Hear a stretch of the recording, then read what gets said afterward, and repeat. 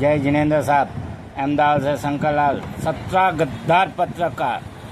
गद्दार पत्रकार भारत के लिए गलत न्यूज़ छापते हैं, भारत के लिए दुश्मन है। ऑपरेशन सिंदूर में सैनिक जवान ने कहा था हमें 3 जगह लड़ना पड़ता है।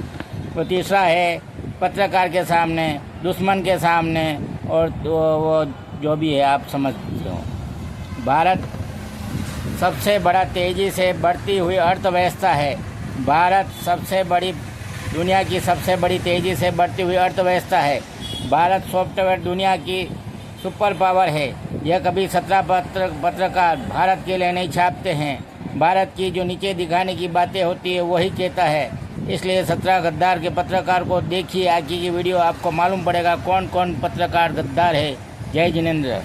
भारत को बदनाम करने वाले 17 पत्रकारों का नाम से हुआ पर्दाफाश। आप भी जानिए इनके नाम। अब ये गद्दार किसी भी देश में छुप जाए बच नहीं पाएंगे। दोस्तों, देश पर दुश्मनों का हमला सिर्फ सीमा पर नहीं होता बल्कि कलम से भी होता है। 22 अप्रैल को पहलगाम हमला हुआ और 7 मई को हमारी सेना ने उसका करारा जवाब दिया। लेकिन तब सेना ने एक और बड़ा सच बताया। भारत 3 मोर्चों पर लड़ रहा था। पहला पाकिस्तान, दूसरा चीन जो इंटेलिजेंस दे रहा था, और तीसरा और सबसे खतरनाक फेक न्यूज की फैक्ट्री। अब खुलासा हुआ है कि भारत विरोधी नैरेटिव फैलाने वाले कोई विदेशी नहीं बल्कि हमारे ही देश के 17 पत्रकार हैं। ये वही लोग हैं जो रॉयटर्स न्यूज जैसी अंतर्राष्ट्रीय एजेंसी में बैठे भारत के खिलाफ झूठी कहानियां गढ़ते हैं। सोचिए, जब दुनिया के 1000 से ज्यादा अखबार रॉयटर्स से उठाकर वही खबर छाप देते हैं तो दुनिया मान लेती है कि भारत ही गलत है। और ये आर्टिकल लिख कौन रहा था? भारतीय पत्रकार। जी हाँ, घर का भेदी लंका ढाता है। कूटनीति फाउंडेशन नामक थिंक टैंक ने 2022 से 2025 तक के सारे आर्टिकल्स का अध्ययन किया और सामने आया कि सिर्फ 17 पत्रकार लगातार भारत विरोधी खबरें लिख रहे थे। इनका पैटर्न साफ है। भारत की उपलब्धियों को छुपाओ और निगेटिविटी पर फोकस करो। जैसे पहलगाम हमले में आतंकियों ने धर्म पूछकर हिंदू टूरिस्ट मारे, लेकिन इन पत्रकारों ने आधा सच लिखा कि एक टूरिस्ट मारा गया है। इस तरह पूरा सच छुपा दिया गया। पाकिस्तान में जब हमारी एयर स्ट्राइक ने आतंकी ठिकाने उड़ाए तो पश्चिमी मीडिया में छपा बम बनाने वाले गलती से उड़ गए। यही है इनकी ऑब्जेक्टिविटी और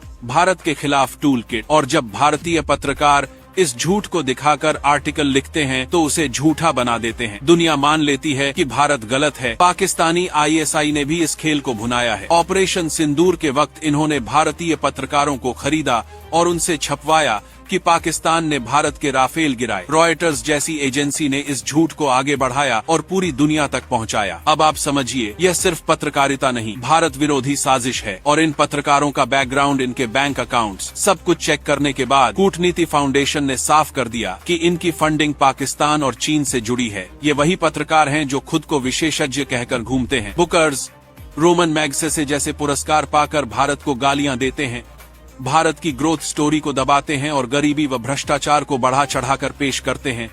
उन्हें भारत का चंद्रयान नहीं दिखता, उन्हें भारत का सॉफ्टवेयर पावर नहीं दिखता, लेकिन स्लमडॉग मिलेनियर जैसी फिल्म उन्हें ऑस्कर दिलवा देती है, क्योंकि उनका एजेंडा है भारत को हमेशा गंदा और पिछड़ा दिखाओ।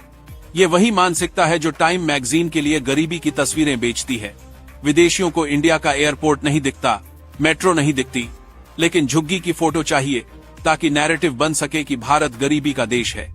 आज भी हार्वर्ड जैसे मंच पर अगर कोई कह दे कि भारत में जातिवाद है, मुसलमानों पर हमले हो रहे हैं, तो विदेशी तालियां बजा देते हैं। लेकिन अगर आप कहें कि भारत दुनिया की सबसे तेजी से बढ़ती अर्थव्यवस्था है, भारत सॉफ्टवेयर सुपर पावर है, तो कह देंगे कि ये आदमी सांप्रदायिक है। यही है गुलाम मानसिकता। यही कारण है कि इन 17 पत्रकारों का असली चेहरा सामने आना बेहद जरूरी है। अब चाहे पाकिस्तान की भाषा बोलें या चीन की, बच नहीं पाएंगे। याद कीजिए, 5-10 साल पहले अरुंधति राय, राणा, अयूब, करण थापर, तहलका वाले पत्रकार, इनको भारत में पूजनीय बना दिया गया था। लेकिन आज सच्चाई सामने है। भारत की जनता ने इनके नैरेटिव को तोड़ दिया है। अब ये विदेशी मंचों पर जाकर रोते हैं कि भारत में उनकी हालत खराब है। लेकिन असली सवाल है, इलाज क्या है? जवाब साफ है, इनकी झूठी कहानियों को उजागर करना ही सबसे बड़ा हथियार है। दोस्तों, ऑपरेशन सिंदूर के वक्त सेना ने कहा था हमें 3 मोर्चों पर लड़ना पड़ा, और ये तीसरा मोर्चा सबसे खतरनाक है क्योंकि इसमें हमारे ही गद्दार शामिल हैं। भारत अब इन पत्रकारों को एक्सपोज कर चुका है। नाम सामने आ चुके हैं। खेल खत्म। चाहे ये लोग कहीं भी छुपें, जनता की अदालत में बच नहीं पाएंगे।